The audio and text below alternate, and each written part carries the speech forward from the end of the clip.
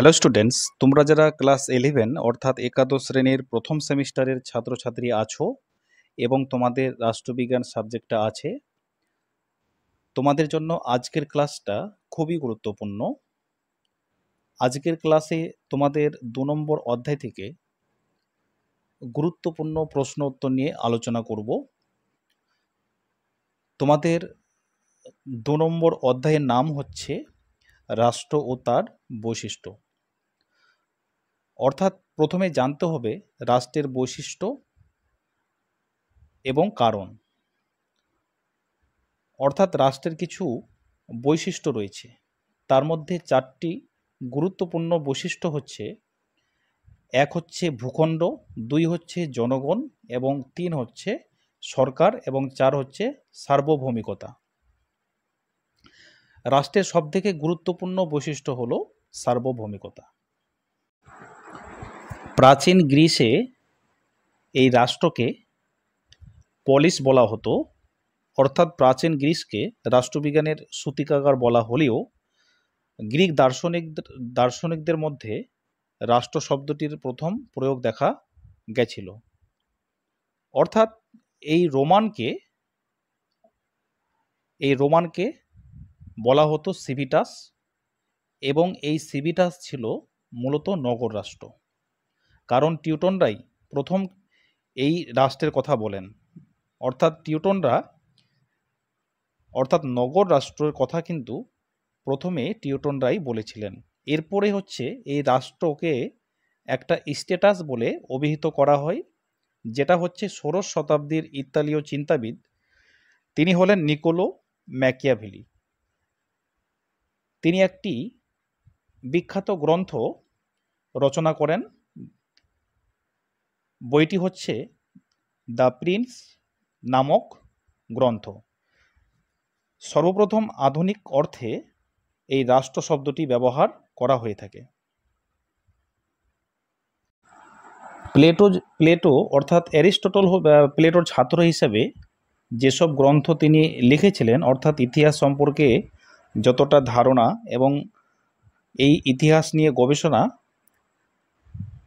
যথেষ্ট তিনি এই ইতিহাস নিয়ে গবেষণা করেছিলেন। এবং প্লেটো তো অবশ্যই একজন বিখ্যাত দার্শনিক ছিলেন, কিন্তু অ্যারিস্টটলও কিন্তু তার থেকে কম ছিলেন না।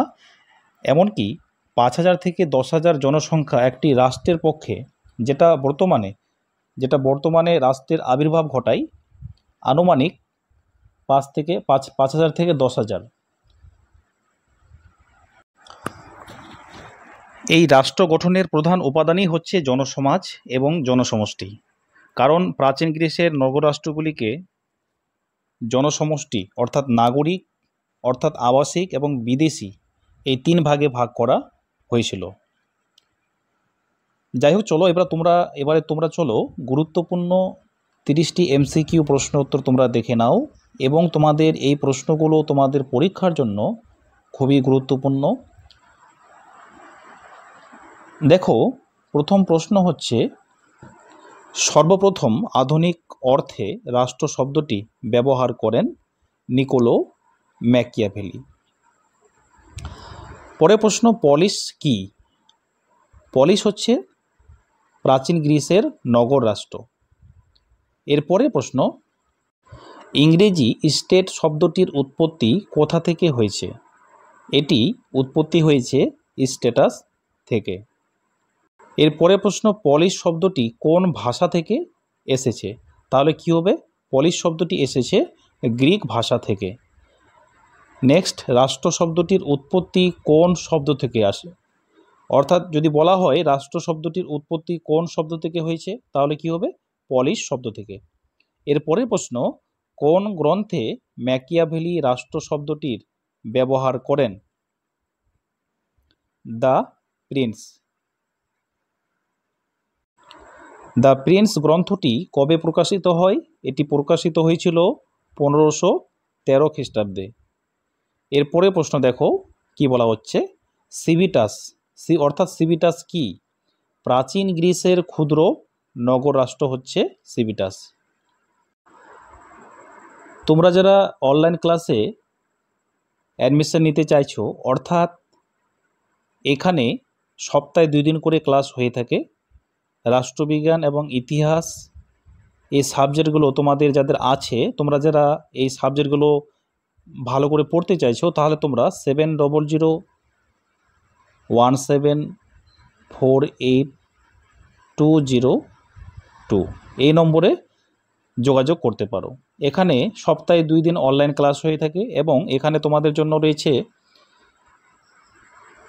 স্টাডি মেটেরিয়াল, অর্থাৎ সপ্তাহে 2 দিন করে অনলাইন ক্লাস এবং একটি অধ্যায় কমপ্লিট হয়ে গেলে সেই অধ্যায়টির উপরে একটি করে মক টেস্ট নেওয়া হয় এবং আমাদের অনলাইন ক্লাস অলরেডি চলছে এবং ছাত্রছাত্রীরা ক্লাস করছে। তোমরা যারা ইচ্ছুক আছো তাহলে এই নম্বরে যোগাযোগ করে অ্যাডমিশন নিতে পারো। তারপরে প্রশ্ন হচ্ছে, আমি রাষ্ট্র কথাটিকে কে ব্যবহার করেন? অর্থাৎ আমি রাষ্ট্র এই কথাটি বলেছিলেন চতুর্দশ লুই। স্ট্যাটাস শব্দটি কোন ভাষা থেকে এসেছে? এটি এসেছে লাতিন ভাষা থেকে। কোন লাতিন শব্দ থেকে স্ট্যাটাস শব্দটি এসেছে যদি বলা হয় তাহলে কি হবে? স্টেট। বৃহৎ রাষ্ট্রের ধারণা সর্বপ্রথম কারা প্রবর্তন করেন? টিউটনরা। রাষ্ট্র হলো পূর্ণাঙ্গ স্বয়ংসম্পূর্ণ জীবন যাপনের উদ্দেশ্য সংগঠিত কয়েকটি পরিবার ও গ্রামের সমষ্টি। উক্তিটি কার? এই উক্তিটি হচ্ছে অ্যারিস্টটলের। রাষ্ট্র মানব সমাজের বিরামহীন ক্রমবিকাশের ফল, এটি বলেছেন বার্জেস। নেক্সট, রাষ্ট্র হলো শ্রেণী শোষণের হাতিয়ার, উক্তিটি করেছিলেন কার্ল মার্কস। পরে প্রশ্ন, রাষ্ট্রকে চুক্তির ফল মনে করেন কারা? সামাজিক চুক্তিবাদীরা রাষ্ট্রের চুক্তিকে ফল মনে করেন।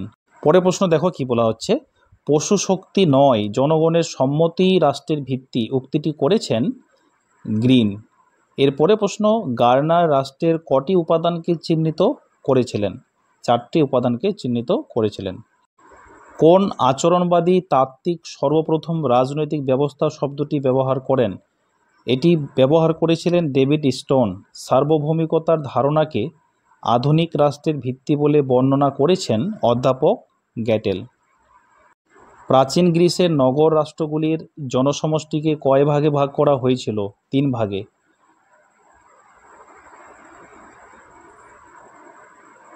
এরপরে হচ্ছে, মেটিক কথার অর্থ হলো আবাসিক বা বিদেশি। তোমাদের অপশনে যদি আবাসিক থাকে তাহলে তোমরা আবাসিক দিবে, আর যদি তোমাদের বিদেশি থাকে তাহলে এটা দিলেও হবে, অর্থাৎ দুটোই হচ্ছে সঠিক। রাষ্ট্র হলো একটি শ্রেণীর ওপর অন্য একটি শ্রেণীর উৎপীড়নের যন্ত্র, এটি বলেছিলেন লেনিন। প্রত্যেক রাষ্ট্রবিজ্ঞানী রাষ্ট্র সম্পর্কে কোনো না কোনো সংজ্ঞা প্রদান করেছেন, এটি বলেছেন দার্শনিক সুলজে। এরপরে প্রশ্ন, কার মতে রাষ্ট্র হলো কোনো নির্দিষ্ট অঞ্চলে রাজনৈতিকভাবে সংগঠিত জনসমষ্টি? এটি হচ্ছে বার্জেসের মতে, এখানে হবে বার্জেস।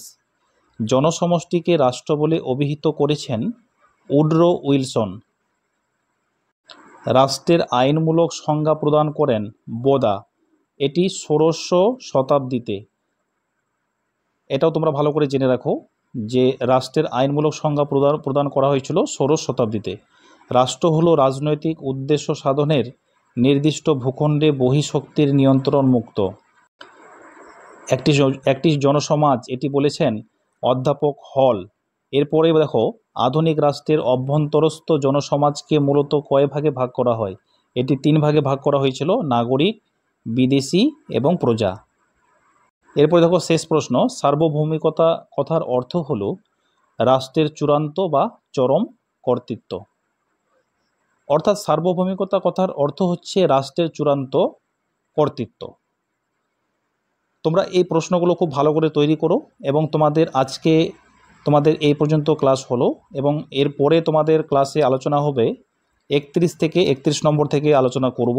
এবং আজকের ক্লাসে তোমাদেরকে ভিডিওটা কেমন লাগলো তোমরা অবশ্যই আমাকে কমেন্ট বক্সে জানাবে। এবং তোমরা যারা রাষ্ট্রবিজ্ঞান সাবজেক্টটা এরকম ভিডিও চাইছো, তোমরা অবশ্যই আমাকে তোমাদের কোন টপিকে তোমাদের কোনো প্রশ্ন রয়েছে আমাকে তোমরা অবশ্যই জানাতে ভুলবে না। থ্যাঙ্কস ফর ওয়াচিং, দেখা হবে পরবর্তী ভিডিও।